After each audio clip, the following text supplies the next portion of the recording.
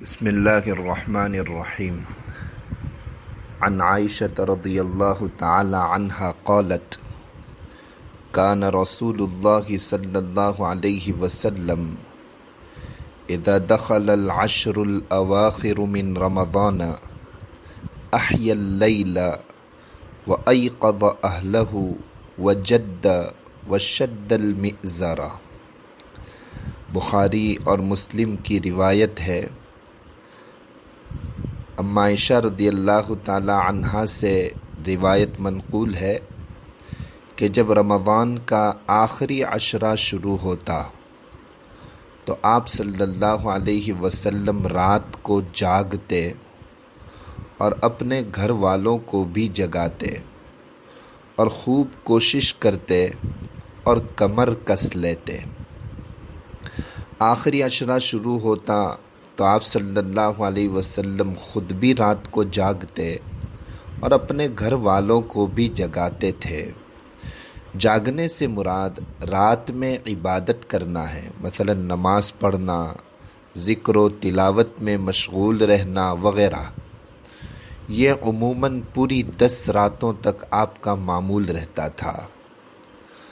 غور کیا جائے تو اس میں 2 سنتیں نبی کریم صلی اللہ علیہ وسلم کی حدیث میں بیان کی گئی ہے۔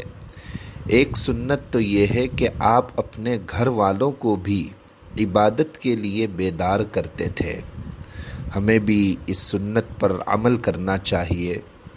اور دوسری سنت یہ کہ آپ خود بھی اس میں زیادہ مشقت اٹھاتے، اللہ کے سامنے عبادت کرتے، رجوع کرتے اور پوری رات اسی حالت میں گزار دیتے۔ شد المئزر کا لفظ حدیث میں آیا کہ تہبند کو مضبوط باندھ دیتے تھے۔ محدثین نے اس کی شرح لکھی ہے کہ مطلب یہ ہے کہ اس آخری عشرے میں آپ صلی اللہ علیہ وسلم بہت زیادہ مجاہدہ اور عبادت کرتے تھے۔ یہ بھی نبی کریم صلی اللہ علیہ وسلم کی سنت ہوئی، چنانچہ مسلم شریف کی دوسری روایت میں ہے جو عائشہ رضی اللہ تعالی عنہا سے روایت ہے کہ کان رسول اللہ صلی اللہ علیہ وسلم یجتہد فی رمضان ما لا یجتہد فی غیرہ وفی العشر الاواخر منہ ما لا یجتہد فی غیرہ، کہ نبی کریم صلی اللہ علیہ وسلم رمضان المبارک میں جتنی مشقت اٹھاتے تھے اتنی غیر رمضان میں نہیں اٹھاتے تھے، اور رمضان کے آخری عشرے میں اتنی مشقت کرتے تھے کہ اتنی اس کے علاوہ کسی دوسرے دنوں میں نہیں کرتے تھے۔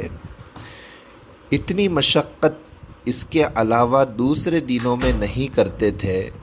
اس حدیث سے معلوم ہوا کہ آپ صلی اللہ علیہ وسلم عام دنوں میں بھی بہت زیادہ عبادت کا اہتمام فرماتے تھے، مگر خاص کر کے آخری عشرہ رمضان المبارک میں اس اہتمام میں بہت زیادہ اضافہ ہو جاتا تھا اور اس کی راتوں کو بھی جاگنے کا بہت زیادہ اہتمام ہوتا تھا۔ تو ہمیں بھی نبی کریم صلی اللہ علیہ وسلم کے معمولات کو اپنی زندگی میں لانے کی کوشش کرنی چاہیے۔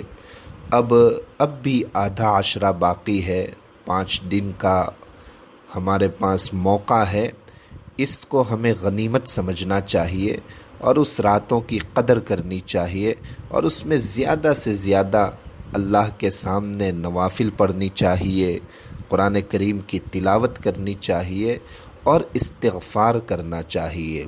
صبح صبح سحری کا جو وقت ہوتا ہے اس میں استغفار کرنے کو پسند فرمایا گیا ہے۔ قرآن کریم میں ہے وَبِالْأَسْحَارِ هُمْ يَسْتَغْفِرُونَ، سحری کے موقع پر استغفار کرنے کو اللہ تعالیٰ قبول فرماتے ہیں اور پسند فرماتا ہے۔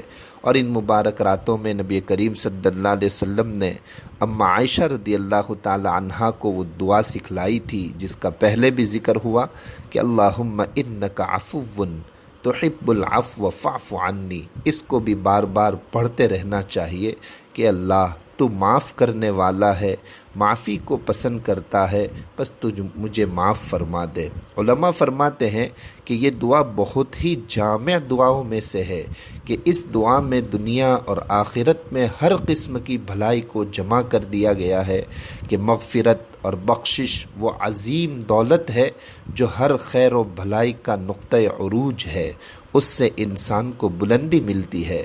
اسی وجہ سے ایک دوسری روایت میں ارشاد نبوی صلی اللہ علیہ وسلم ہے کہ بندے کی طرف سے حق تعالی شانہ کی بارگاہ میں کوئی سوال طلب عافیت اور طلب بخشش سے بہتر نہیں ہے۔